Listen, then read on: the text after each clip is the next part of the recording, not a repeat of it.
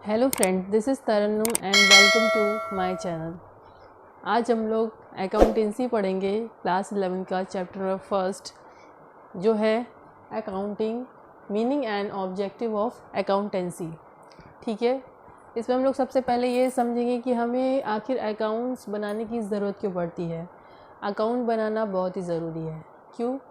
क्योंकि अगर हम लोग कोई भी ऑर्गेनाइजेशन खोलते हैं, कोई कंपनी खोलते हैं, उसके बाद फिर जो है हमें कहते हैं हम उसको जो है चलाना स्टार्ट करते हैं, उसमें कुछ पैसा लगाते हैं, ठीक है, उसमें कुछ गुडविल लगाते हैं, उसके बाद फिर जो है हम उसे चलाते हैं पूरे साल। तो अकाउंट इसलिए बनाया जाता है कि पूरे साल चलाने के बाद हमें ये पता चल सके कि हमें प्रॉफिट हुआ है या लॉस हुआ है, हम किस तरीके से काम कर रहे हैं, हमें और क्या क्या करने की ज़रूरत है। इन सब इंफॉर्मेशन को कलेक्ट करने के लिए यही सारी जानकारियों को लेने के लिए ही हम अकाउंट बनाते हैं। ठीक है, सबसे पहले हम लोग ये सीखेंगे कि अकाउंटिंग की मीनिंग क्या होती है। Accounting refer to collecting, summarising, analysing and reporting the information of business in monetary term. Accounting क्या है? अकाउंटिंग जो है किसी भी इंफॉर्मेशन को जो कि कंपनी में हो रही है उसे कलेक्ट करना, समराइज़ करना यानी कि उसे शॉर्ट में लिखना, उसके बाद उसे एनालाइज करना, मतलब क्या सही है क्या गलत है, उसके बाद उसे रिपोर्ट करना to the management the information of business in monetary term. और सारी इंफॉर्मेशन क्या होती है? मॉनेटरी टर्म में लिखी जाती है। अकाउंटिंग क्या है? अकाउंटिंग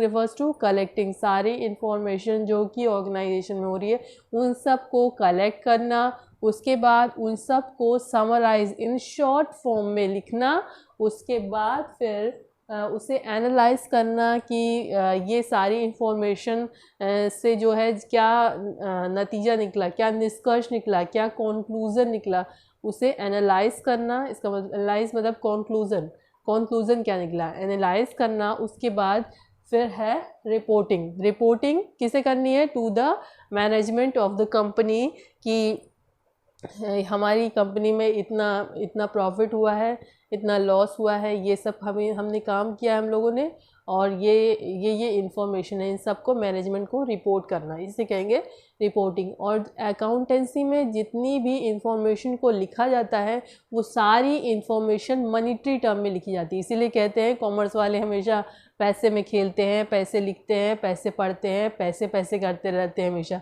क्यों? क्योंकि अब आप लोग कॉमर्स में आ गए हैं तो आप लोग देखेंगे कि जो है हर चीज़ जो है आप लोग पैसे में करेंगे। पैसा प्लस कर रहे हैं, 1000 पैसे, 1000 टू 2000, 1000 रुपीज़ प्लस 2000 रुपीज़, सिर्फ रुपीज़। आप लोग सिर्फ पैसे ही देखेंगे, सिर्फ पैसे, हर क्वेश्चन आपका पैसे से ही रिलेटेड होगा। ठीक है, उसके बाद हम लोग सेकेंड पढ़ेंगे characteristic of characteristic of accounting में की कैरेक्टरिस्टिक क्या है? तो accounting is an art and as a science also. Accounting science भी है, अकाउंटिंग आर्ट भी है। आर्ट किस तरह है?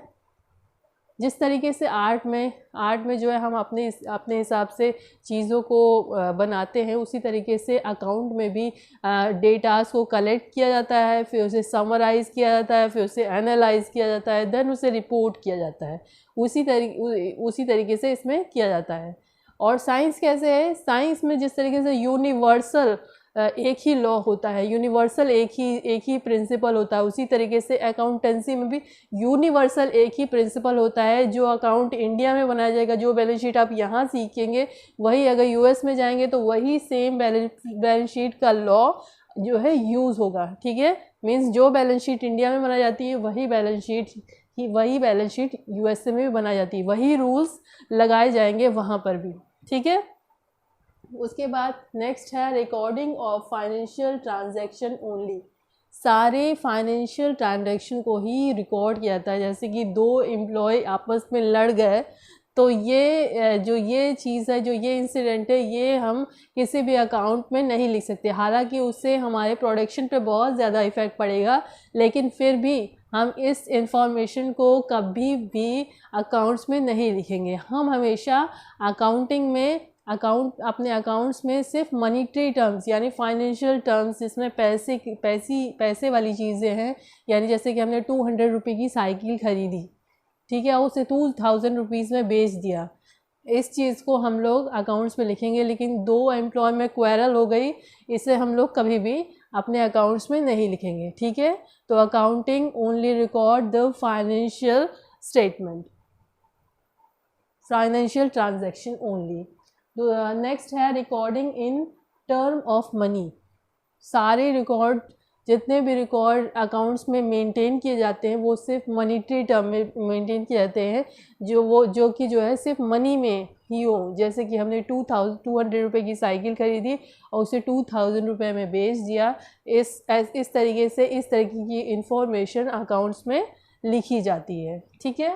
उसके बाद क्लासिफाइंग, सारी इंफॉर्मेशन को कलेक्ट करने के बाद हम उसे क्लासिफाई करते हैं कि ये कौन से अकाउंट में जाएगा, ये इन्फॉर्मेशन कौन से अकाउंट में जाएगी, एसेट्स किधर जाएंगे, लाइबिलिटी किधर जाएगी, प्रॉफिट एंड लॉस में क्या क्या चीज़ें जाएगी, एक्सपेंडिचर्स किधर जाएंगे हैं, इनकम्स किधर जाएंगे, सारे हर चीज़ का अकाउंट आप लोग सीखेंगे, ठीक है। उसके बाद क्या है समराइजिंग, सारी इन्फॉर्मेशन को बड़ा सा हम लोग लिख देंगे तो हम लोग क्या ही उसे एनालाइज करेंगे, ठीक है। तो इस सारी इन्फॉर्मेशन को फिर हम लोग समराइज इन शॉर्ट लिखते हैं, जिससे कि जैसे कि आप लोग कोई चैप्टर का शॉर्ट नोट बना देते हैं तो फटाफट जो है आप लोग बढ़िया फटाफट पढ़ लेते हैं और फटाफट आपको समझ में आता है।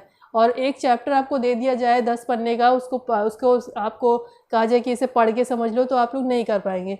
उसी को अगर उसी की समरी बना के दे दिया जाए तो आप आराम से समझ लेंगे, हैं, फटाफट पढ़ेंगे, टाइम भी नहीं लगेगा, उसे आराम से समझ भी लेंगे, है ना। उसी तरीके से अकाउंट्स में क्या करते हैं, ऑर्गेनाइजेशन की सारी इन्फॉर्मेशन को कलेक्ट करने के बाद उसे समराइज, उसे इन शॉर्ट में लिखा जाता है, ठीक है।